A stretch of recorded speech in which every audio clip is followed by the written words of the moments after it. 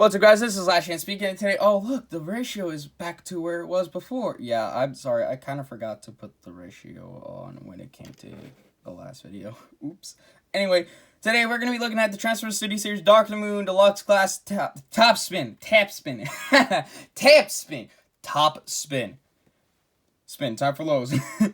Anyway, if you don't know who this is the record Topspin from Transformers Dark of the Moon. He kind of didn't have that much of a speaking role, but he was one of the 3 records. We looked at one of the records, which was Roadbuster, and we're going to look at Leadfoot in the next video.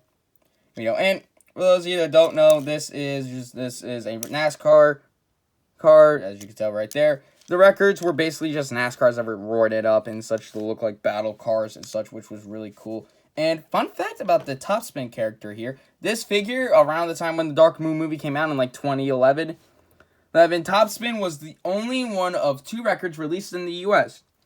Was that one being in Roadbuster, but Roadbuster had a very terrible looking car mode because it had nothing on it.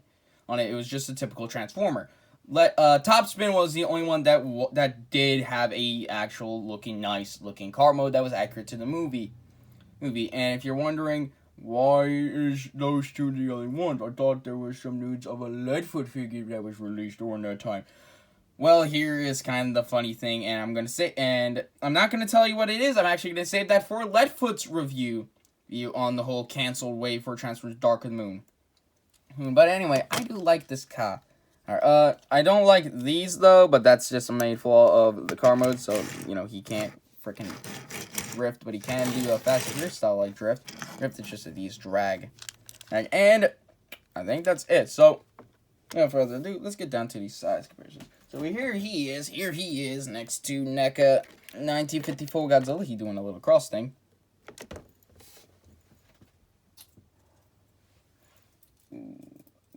Cockpit is starting to shift a little bit.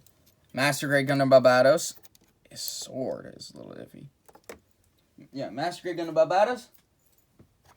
Nendor and Monica Kanme from the last video. Yeah, very sorry I forgot to do the ratioing for her. I'm very sorry. Very sorry, guys. Very sorry. It won't happen again. And here he is next to Studio Series Deluxe Class Cliff Jumper. Alright, let's get down all these other characters. Alright, so here he is next to, again, these are all in robot mode because I did not feel like transforming them. Bumblebee. Let's see if I can last. Ratchet.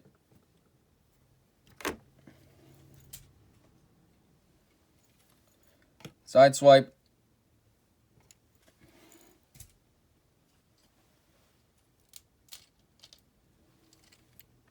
Optimus. And his fellow record buddy, Blockbuster, or Roadbuster. Alright, that's it. Let's get this guy transformed into robot mode. Cue the music!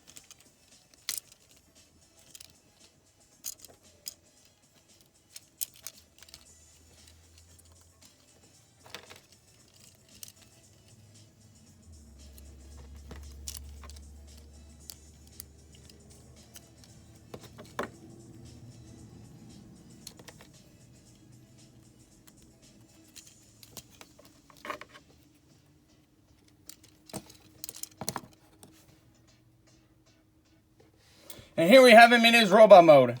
Oh god, that was the most long and complicated transformation sequence I have ever done in the history of this channel. Kind of.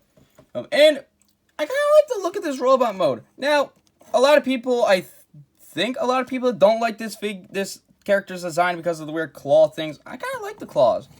They kind of look cool.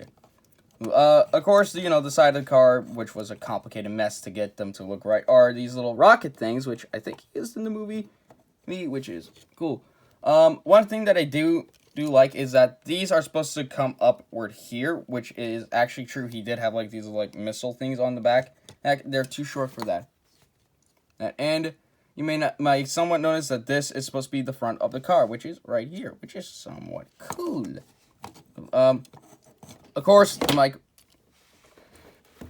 something fell, which is great. I hope it wasn't one of my Jaegers that's behind there. Some people would like to have him displayed with the gun in his hands. I just like it in his claws, because it just looks a little cooler to me, honestly. And yeah, that's it. He doesn't come with that much of accessories besides the claws and the guns. So let's get down to his articulation. Head is on a ball joint. He can look up and down. Oh, I forgot to mention, I like the look of this guy. He looks pretty cool. There's a ball joint here and a hinge joint and a ball joint here. There's a ball joint here, double bend at the elbow. There's a bit of a swivel here. Hand can hinge like so. Sadly, the claws cannot open and close like the original deluxe class figure did, but whatever.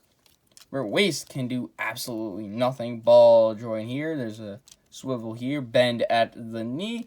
And his foot cannot do crap. Posability on this guy is left to be desired. But what is not left to be desired is his size. So here he is. Here he is next to Godzilla yet again.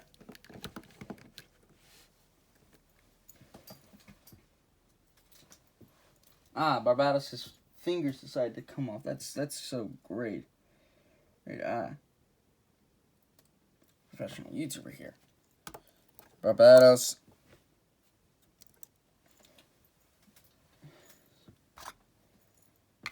Monica.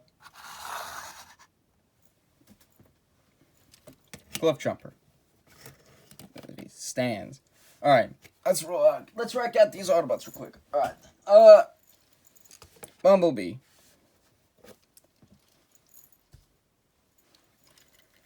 Ratchet.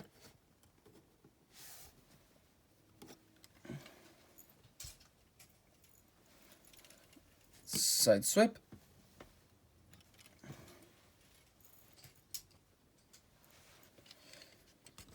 Optimus.